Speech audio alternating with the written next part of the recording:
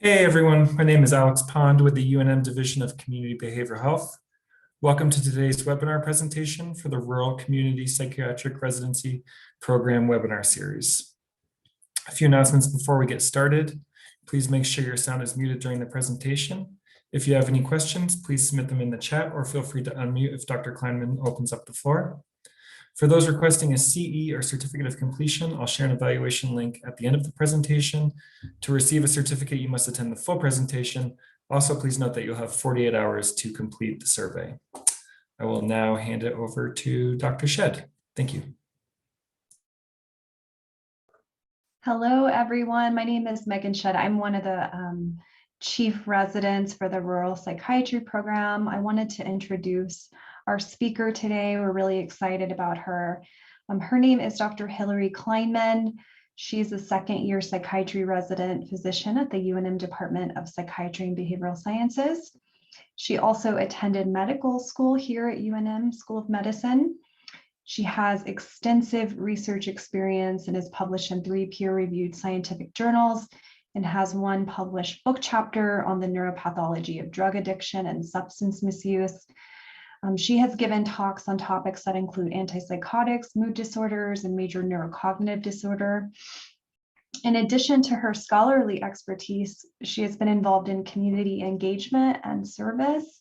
She's volunteered with Big Brothers, Big Sisters in New Mexico, served as co-president of the Immigration Clinic, and has volunteered at vaccination clinics in Albuquerque and at the Roadrunner Food Bank. I'm really glad that she's here today to share her expertise, and I'll go ahead and turn it over to her. All right, thank you everyone, and thank you Dr. Shed for the very kind introduction. I'm happy to be here and to talk about an important topic, which is delirium.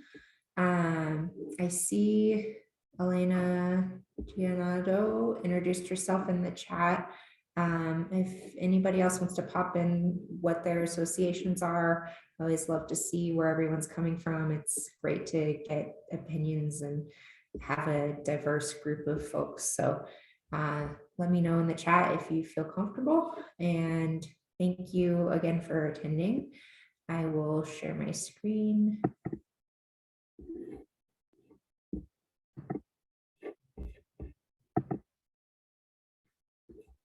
Right, so just to get started, you all can see my screen now, right? Okay. So I'm very excited to talk to you today about the topic of delirium and its recognition and treatment. Delirium is much more common than we may think, and having a low bar to look for it and then to prevent and treat it can help improve outcomes for our patients. So a little bit about me, there's my picture. Dr. Shed has already kind of talked on most of these things. The only thing that I'll add is that I do love to bake pies, and my favorite pie to bake is strawberry rhubarb, and it is now becoming strawberry rhubarb season, which is exciting. So I hope you all get the chance to enjoy some of this nice weather we're having here in New Mexico or wherever you are. These are the continuing education information. So I'll go through it just in case you aren't familiar. There's a sign in and sign out attendance verification. So Zoom will know whether you've signed in, and please properly sign into the Zoom with your name and email address, and then attend and participate for the entire session in order to get the CE. And there will be an evaluation link and barcode provided at the end that you can fill out within 48 hours of this webinar. And then once you've completed and submitted the evaluation, the CE certificate will automatically be generated and go to your email, and you can either print or save or screenshot it as you like. I don't have any financial disclosures to make on this content or on any others. And the views expressed here are those of myself and not necessarily representing the views, policies, or positions of the University of Mexico. So here are our learning objectives. The first is to identify the common signs and symptoms when diagnosing delirium. The second is to differentiate between the diagnosis of delirium and other common disorders. And then the third is to develop strategies and treatment for delirium that improve standards of care and contribute to further developments of improving outcomes. And that is my cat. So some cultural considerations. Delirious patients are by nature vulnerable. Often they have issues with disorientation and may not know where they are, and therefore they are vulnerable just based on their diagnosis. And so having that in the forefront of our mind when we interact with them, as well as the fact that they may have history of trauma or traumatizing experiences in healthcare or with law enforcement. So trying to mitigate any of those while we interact with a delirious patient and keeping in mind that they are vulnerable. And then using in-person interpreters whenever possible is going to greatly reduce likelihood of poor outcomes and improve communication with these folks. And they may already be struggling with communication due to their delirium. So having an in-person interpreter if possible, and certainly using a phone interpreter if you can't have an in-person, is very important. And then I'll just mention that prejudice, stigma, and disenfranchisement affects people with mental health diagnoses disproportionately. And we should always be considering those while we're working with each patient to help mitigate those effects and reduce power differential between providers and patients. So delirium is the most common mental health diagnosis among those with medical illness, especially among older adults. So having a low bar to detect it is very important. And I'm going to spend some time talking about the criteria, and these are the DSM-5 criteria. So we'll go through each point. There are 5 of them. The first is a disturbance in attention. So the reduced ability to direct, focus, sustain, and shift attention and awareness. The second is that the disturbance must have developed over a short period of time, usually hours to days, and represents a change from baseline and tends to fluctuate during the course of the day. So this one is particularly important because it helps us to differentiate delirium from many other common diagnoses. So the short time period in which it develops can help clue you into delirium. Additionally, there must be another disturbance in cognition, such as a memory deficit, disorientation, a language deficit, a deficit in visual spatial ability, or a deficit in perception.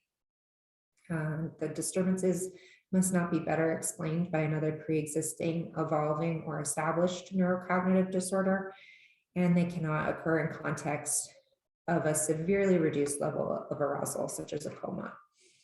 And then there must be evidence from the history, physical, or lab findings that the disturbance is caused by a medical condition, substance intoxication or withdrawal, or a medication side effect. So delirium is a medical diagnosis because of those things. Other key features of delirium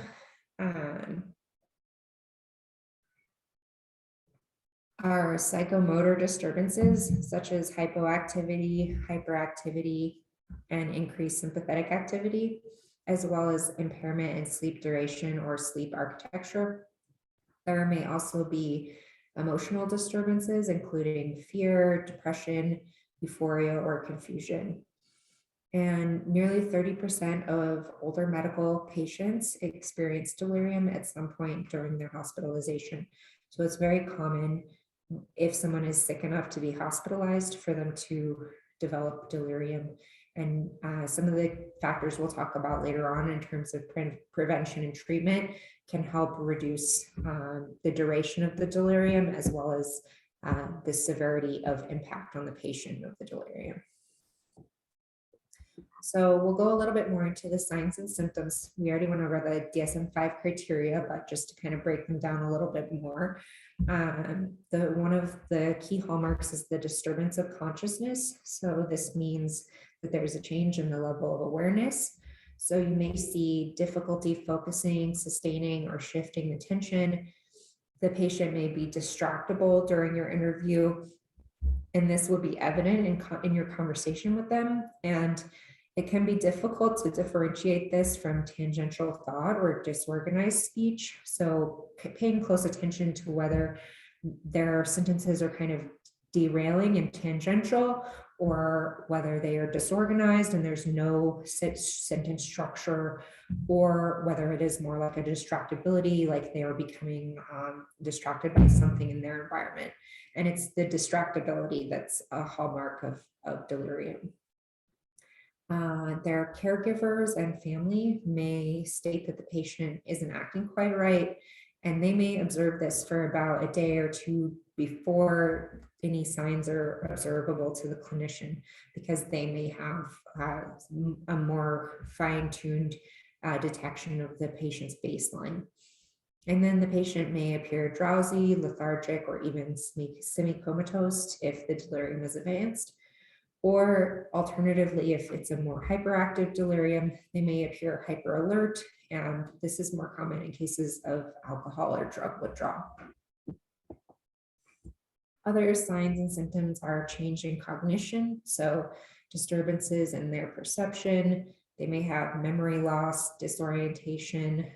So assessing, like, do you know where you are? Do you know what the date is? Do you know what type of building you're in? Can you tell me what year you were born? Those can be really helpful to determine, are they oriented? And a lack of orientation is immediately going to make you think, like, has this chronically been there, or is this the new change in their orientation? And if it's a new change in orientation, that's a strong clue that they may be delirious. And then they may also have difficulty with language and speech. But in order to obtain whether there is a change in cognition, to be sure that it is a change, we have to establish their baseline, because a patient with dementia, for example, may have some baseline disorientation.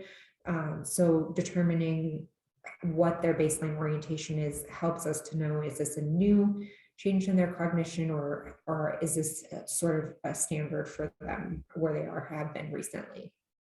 And so that's where we really need to rely on both staff and family members and anyone who's around them more than we are, or making multiple stops throughout the day can also really be very helpful.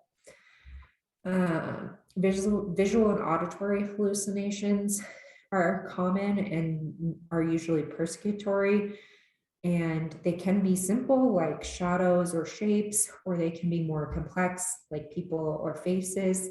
And this also has overlap with psychiatric disease.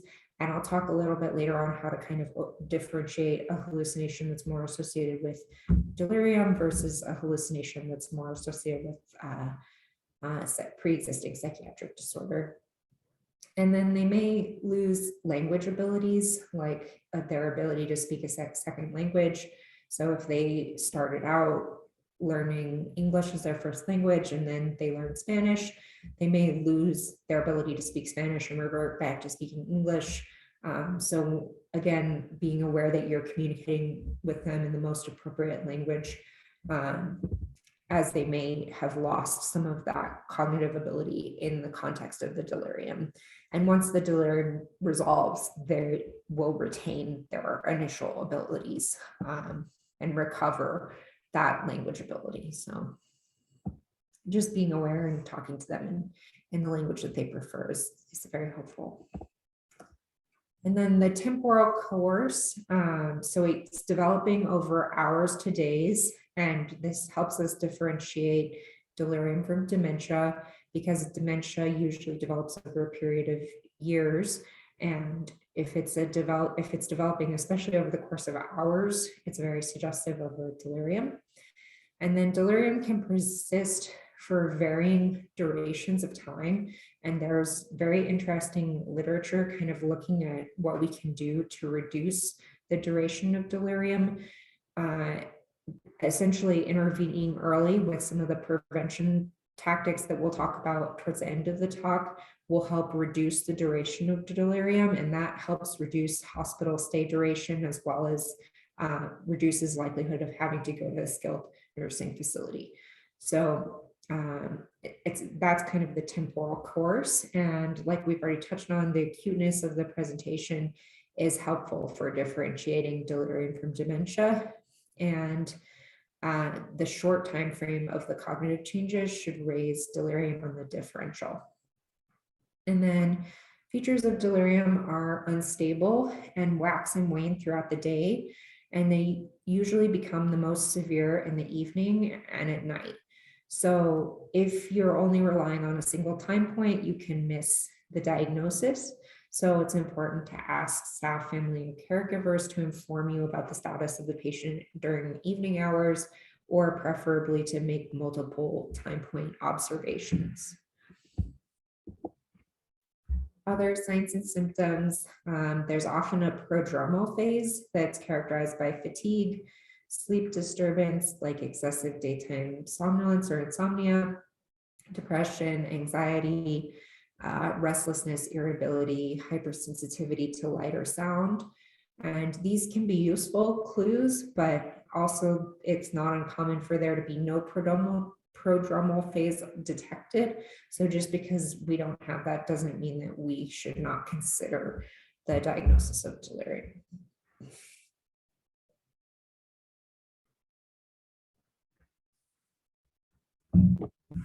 So other signs and symptoms, sometimes in older patients, they may not show classic signs of being sick. Their vital signs may not be as sensitive to change as a younger patient. And so the delirium can sometimes be the only presenting sign of a medical illness that's underlying the delirium.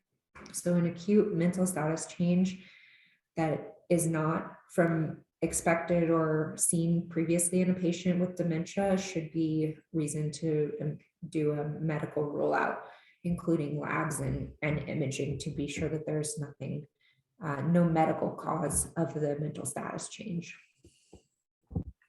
And then a few other features: psychomotor agitation, sleep-wake reversals, irritability, anxiety, emotional lability, hypersensitivity, light and sound. But the most common presentation of delirium is actually a withdrawn and depressed appearing older person. So we can think of kind of like a hyperactive delirium and a hypoactive delirium, and the hypoactive is more common. So having it on our differential can help us to not miss it. So in order to make the diagnosis of delirium, there's a really useful assessment tool called Confusional Assessment Method, or CAM. And this is a standard screening device used in clinical studies of delirium. And it has excellent sensitivity and specificity. So in medical and surgical settings, it has a sensitivity between 94% and 100% and a specificity between 90 and 95%. So a positive test on the CAM is a very good indicator that the patient has delirium. And it's a very simple and useful tool because it only should take about 5 minutes at bedside. So we'll go through it here. So sorry, it's a little bit fuzzy. I think when it decompressed for the slides, it pixelated a little bit, but I'll read through the different categories. So essentially there's 4 key features that the CAM looks at. The first is the acute onset and fluctuating course. The second is whether the patient has inattention. The third is disorganized thinking. And the fourth is altered level of consciousness. So the presence of delirium requires the presence of features 1 and 2, plus either 3 or 4. So they must have both acute onset and fluctuating course and inattention. And then they can have either disorganized thinking or altered level of consciousness to meet the criteria. So in order to assess this, you would start with the acute onset and fluctuating course. And usually this is obtained from a family member or nurse and is shown by positive response to the following questions. So is there evidence of an acute change in mental status from the patient's baseline? And did the abnormal behavior fluctuate during the day? That is, come and go or increase and decrease in severity. And then after a positive response to this, you would assess inattention, and that is shown by a positive response to, did the patient have difficulty focusing attention, for example, being distractible or having difficulty keeping track of what was being said? And then if they score positively on these two, they just need one of the following. So to assess for disorganized thinking, you would want a positive response to, was the patient's thinking disorganized or incoherent, such as rambling or irrelevant conversation, unclear or illogical flow of ideas, or unpredictable switching from subject to subject. And then if that's positive, you have a positive test. If that's negative, you would also assess altered level of consciousness, which is shown by an answer to of anything other than alert to the following. So overall, how would you rate their level of consciousness? And normal would be alert. Hyper alert would be like a vigilant patient, can't sit still, repeatedly plucking at their blankets or pacing a room, or drowsy, so they're easily aroused, but they're lethargic, or difficult to arouse, or stupor, or unarousable or coma. So any change in their level of consciousness from alert would be a positive screen to this. And so then you can make the diagnosis of delirium and begin with treatment and prevention strategies. So now I'm just going to talk a little bit about some of the pathophysiology of delirium, because I think it's helpful to understand the diagnosis and to make the diagnosis more accurately if we think about the pathophys, which is pretty interesting and not completely understood yet. So basically, there are many causes of delirium, and because of that, we can kind of rule out that there's a single mechanism. It's likely a multifactorial disorder, and there are many things that can cause a delirium. So these include drugs and toxins, infections, metabolic derangement, brain disorders, organ failure, or physical disorders. And I'm going to go through each one and kind of enumerate some of the types of causes of delirium, because I think it helps us to understand the diagnosis a little bit better. So starting with drugs and toxins, this is a common cause, and there are many drugs and toxins that can lead to delirium. So prescription medications such as opioids, sedative hypnotics, antipsychotics, lithium, skeletal muscle relaxers, or polypharmacy are all risk factors for delirium.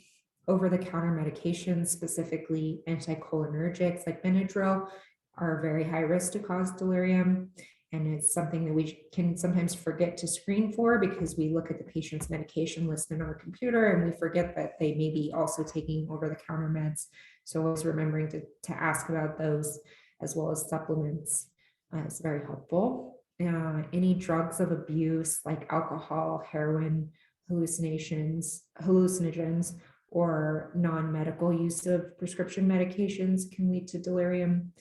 Withdrawal states like alcohol or benzodiazepine withdrawal, medication side effects like hyperammonemia from valproic acid, confusion from quinolones, antibiotics, or serotonin syndrome, and then poisons like atypical alcohols, ethylene glycol, methanol, inhaled toxins like carbon monoxide, cyanide, hydrogen sulfide, and plant-derived toxins like jimsonweed and salvia can lead to delirium.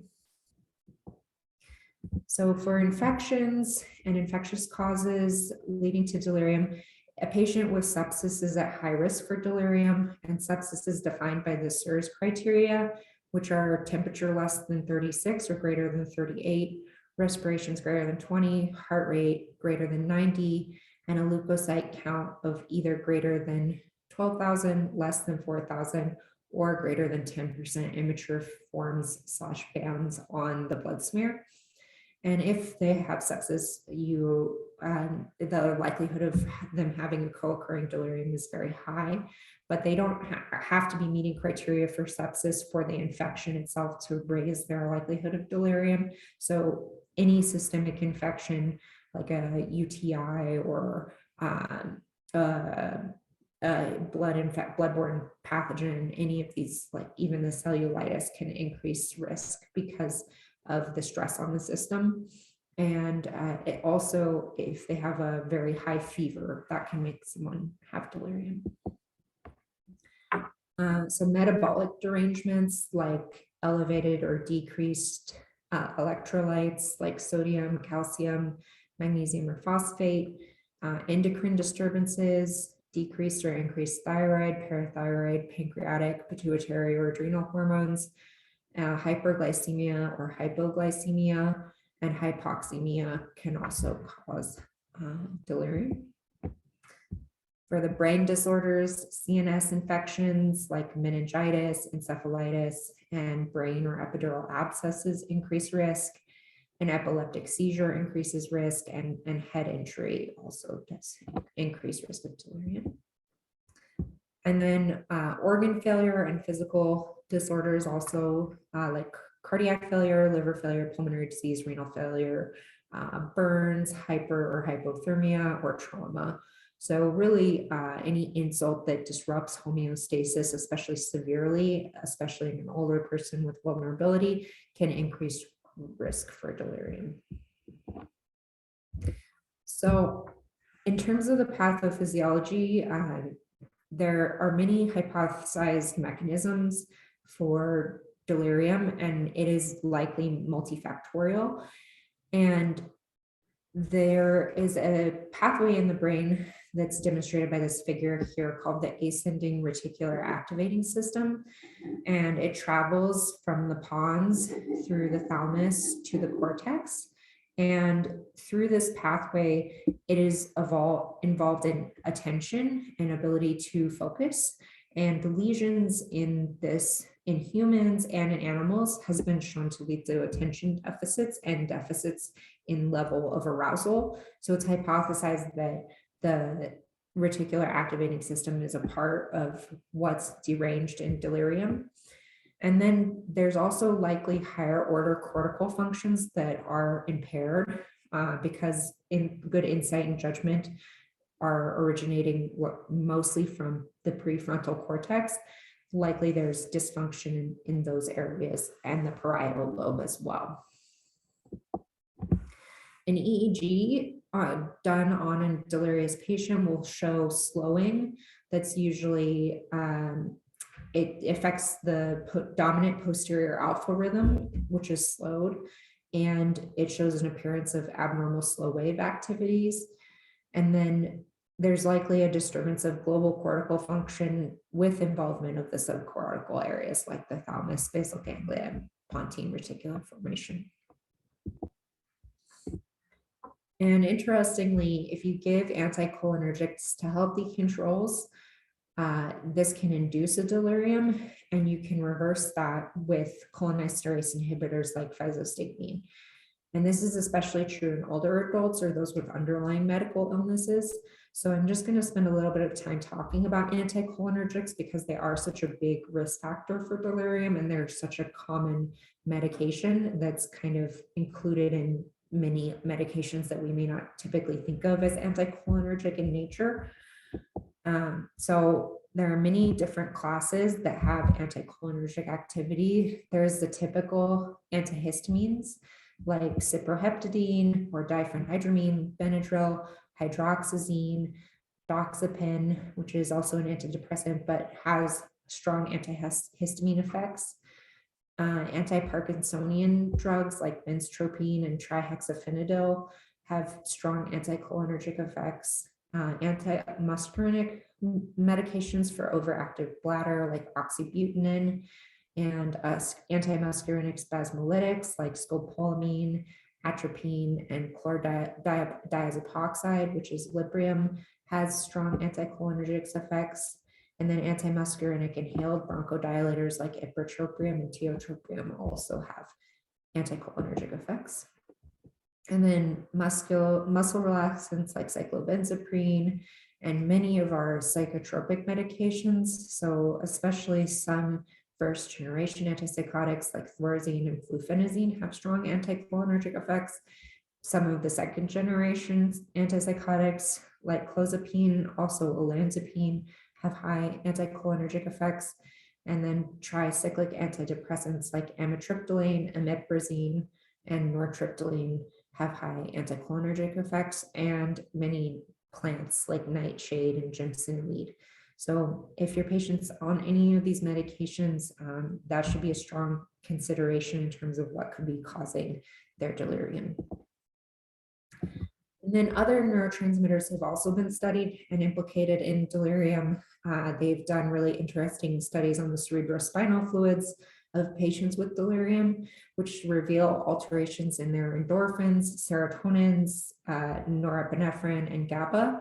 However, it's very difficult to tease apart how much of these differences is related to their underlying disease versus the delirium itself. So it's kind of it's a correlation, but we don't have causation yet, which is I think also why delirium is a very interesting topic, because we have evolving information on its causes.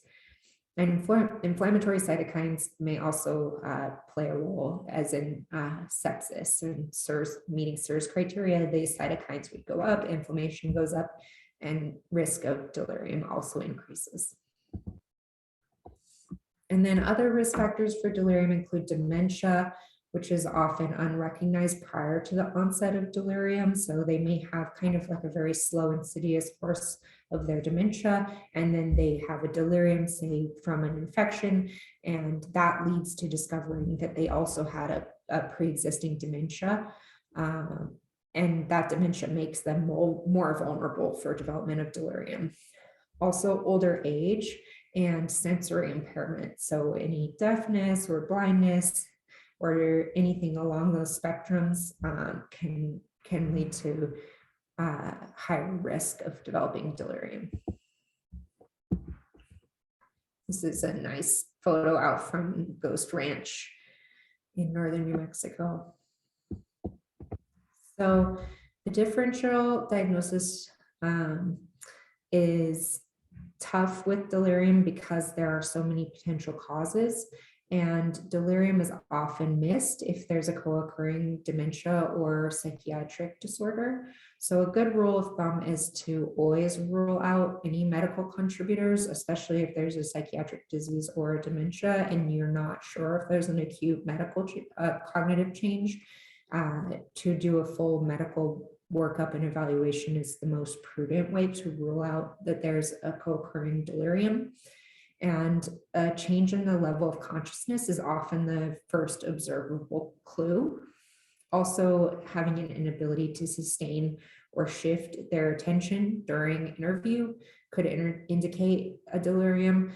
And one test that's very nice to assess attention is to ask the patient to say the months forward. And that's a fairly routine cognitive attention skill. So months forward can be done almost entirely based on memory. And if they have difficulty doing months forward, that suggests that there's a deficit in memory. But then having them go backward, so after they've gotten to December, working backward, if they can't work backward, that suggests that there's an attention deficit.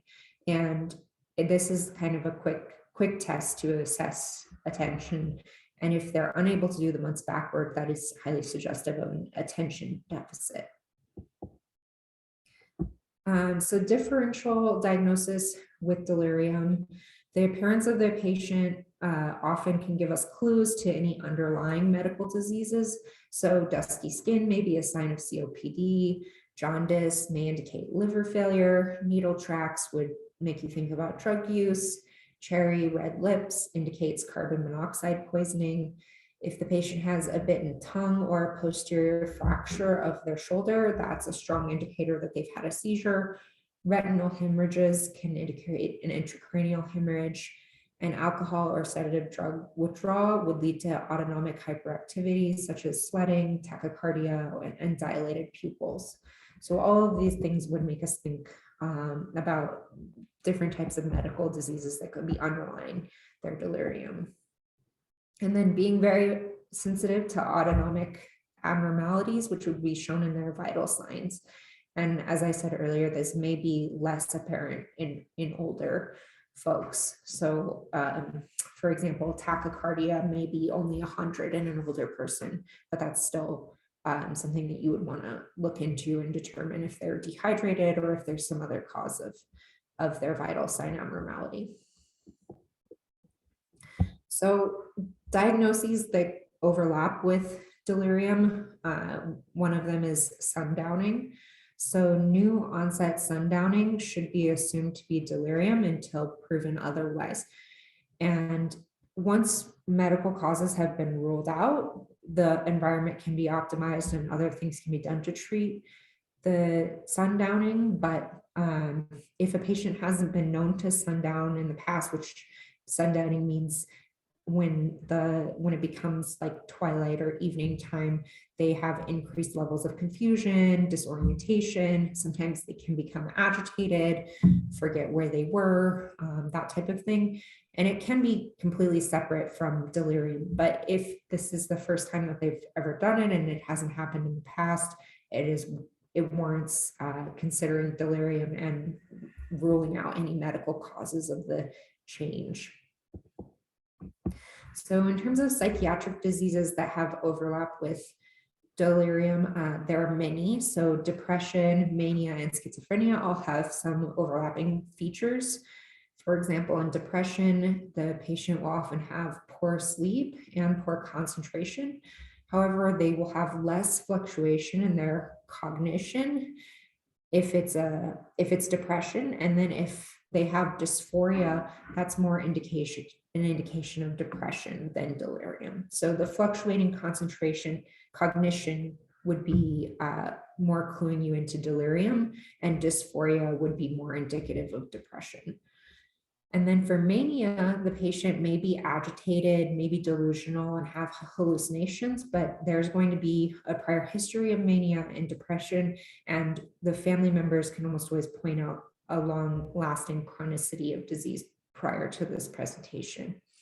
And then with schizophrenia, the delusions are usually more complex and there's no fluctuating levels of consciousness. So those are all good clues, and disorientation and poor attention are also clues that it is more likely to be a delirium than a psychiatric disease. And then focal syndromes can also have overlap with delirium, so space occupying lesions, head trauma, and stroke. So a careful neurological exam should be done. And if there's no other medical cause, neurological imaging should be considered to rule out this as a cause for their acute mental status change. And then dementia has overlap as well with delirium. Alzheimer's dementia tends to be more insidious in onset, and the person will retain their ability to focus and pay attention. And then also in dementia with Lewy bodies, they will have hallucinations, but they also usually have other signs of dementia with Lewy body, such as REM sleep behavior disorder and Parkinsonianism, like bradykinesia, resting tremor, rigidity, and gait disorders. So those would all kind of clue you into a pre-existing dementia as well as the timeline. And in a study where they looked at what are the most common causes, they are fluid and electrolyte disturbances being the most common. So dehydration, hyponatremia, hypernatremia, infections of the urinary tract, respiratory tract, skin and soft tissue, drug and alcohol toxicity, withdrawal from alcohol, withdrawal from barbiturates, benzodiazepines, and SSRIs, metabolic disorders like hypoglycemia, hypercalcemia, uremia, liver failure, and thyrotoxicosis, and then low perfusion states like shock and heart failure, and post-operative states, especially in older folks, being under anesthesia can put a big stress on the system, as well as being in a hospital environment. So for prevention and treatment, there are many things that we can do to help prevent the development of delirium. And These include avoiding many of the factors that we've already talked about. So avoiding anticholinergic medications, avoiding polypharmacy, avoiding dehydration, prolonged immobilization, any sensory impairments. So if the patient's in the hospital, making sure that they have their hearing aids, for example, if they usually have glasses at baseline, making sure that they can access those. And then reducing any disruptions of the sleep-wake cycle. So hopefully doing any medical tests that you have to during waking hours so that you can preserve sleep, and any other help that you can provide to sleep, like through sleep hygiene education, not looking at blue light before bed, not exercising too close to bedtime, trying to go to sleep and wake up at approximately the same time every day. These can all be helpful to reduce the likelihood of development of delirium. And then for treatment, you want to, the first and foremost thing is to identify and treat the underlying acute illness, because that is what will allow the brain and the reticular activating system and the frontal cortex to repair and heal. And then you want to provide supportive and restorative care to prevent further physical and cognitive decline. So maybe that means PT and OT, maybe that means SNF, or maybe that means frequent family visits to engage the person on a cognitive level. And then if it's appropriate, you may need to control dangerous or severely disruptive behaviors through using low-dose, short-acting pharmacological agents. And this should only be done if the patient is a risk to themselves or others and interfering with their own ability to heal from the delirium. And it's not uncommon that a patient, especially in a hospital setting, can become so confused and so delirious that we do need to provide a low-dose medication. And in that case, the recommendations are for low-dose antipsychotics like Haldol 1 milligram and Depakote, which is a mood stabilizer. And those can both be helpful for the acute setting to help them to kind of stabilize from their confusion so that they're more able to engage in their care and reestablish homeostasis and comply with their treatment. So a little bit more on prevention.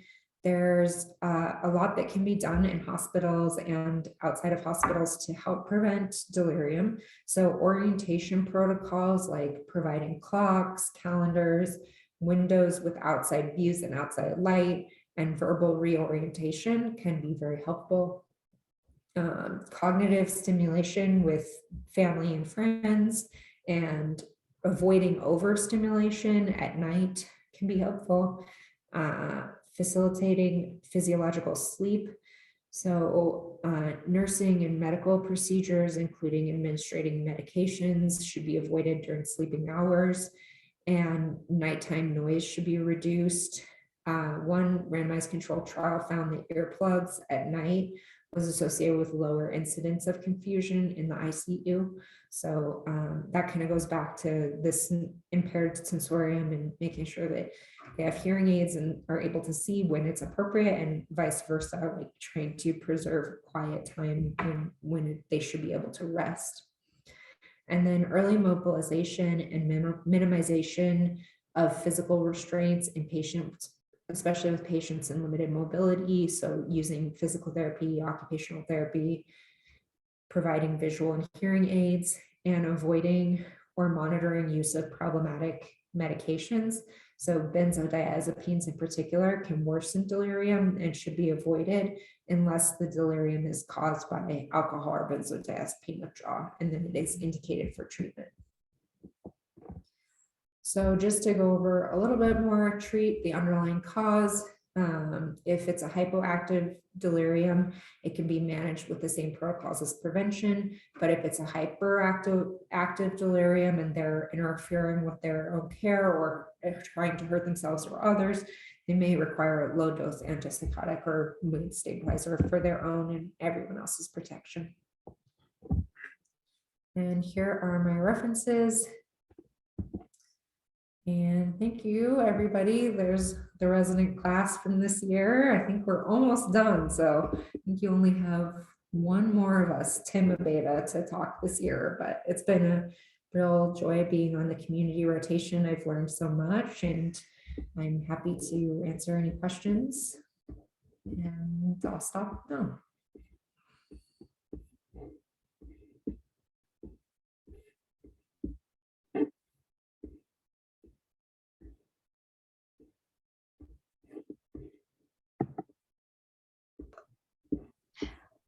I have a question, or I just kind of want to get your thoughts, Dr. Kleinman, because I think this talk is really timely, and I'm kind of reminded of a recent incident that made national news in Las Cruces, where there was an elderly woman who was in a crisis and clearly agitated and hostile, and police responded to the scene, and she unfortunately she was shot and killed. And when, thinking about situations like that with crisis intervention in the community, especially responding to elderly in crisis, I think of delirium often. So I wanted to hear your thoughts if you have any advice for first responders or community responders or individuals in the community who may not have access to pharmacotherapy or behavioral health techs to help de-escalate.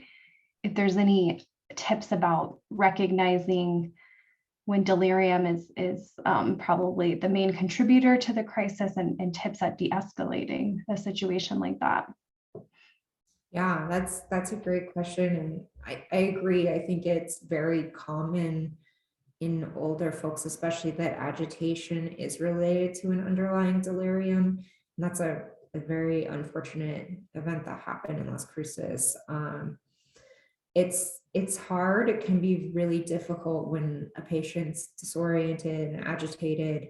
I think there are many things that we can do that are non-pharmacologic to help de-escalate, and they include like reorienting the patient verbally and explaining like your role and why you're there, because often, especially if it's like a law enforcement person or if it's a doctor in a white coat, there's a lot of fear that can be just from that person's appearance. So explaining that like you're there to help, that your job is to make sure that they are safe, that you want to work with them, and then like really engaging your active listening skills. Like, so if the agitated patient is repeatedly saying like, I'm really hot, it's hot in here, or why are you all here? Like trying to address their concerns in a very like calm way that shows that you're listening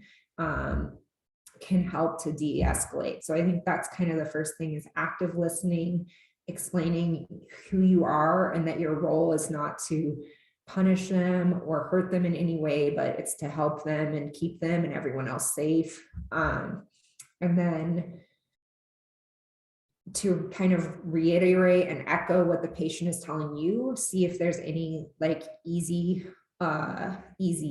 alterations that you can make to the patient's environment. So if it's like very bright or very loud or very hot, seeing if you can move them to a more comfortable position where they can relax, and hopefully you can listen more to what their needs are and take it from there. I think those are kind of some first steps to de-escalating, into like a verbal de-escalation can be very helpful in an agitated, delirious patient as well, to kind of circle back. Like if this older woman was delirious, maybe she was having hallucinations or agitation related to that delirium, and perhaps through making her more comfortable and showing her your role is there to protect her and help her, you could help her to regulate and calm down.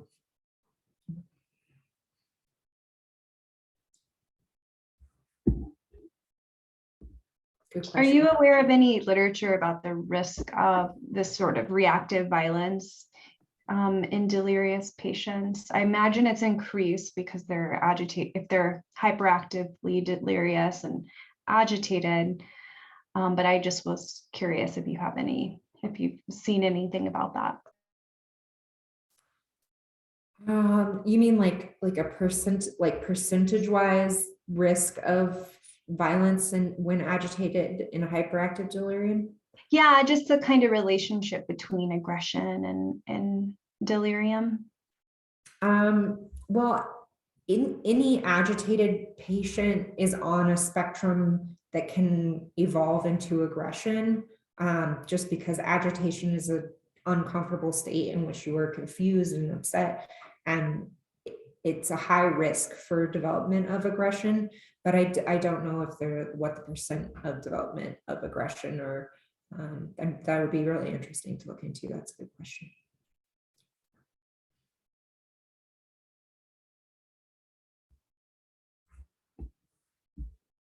Anything else, anybody?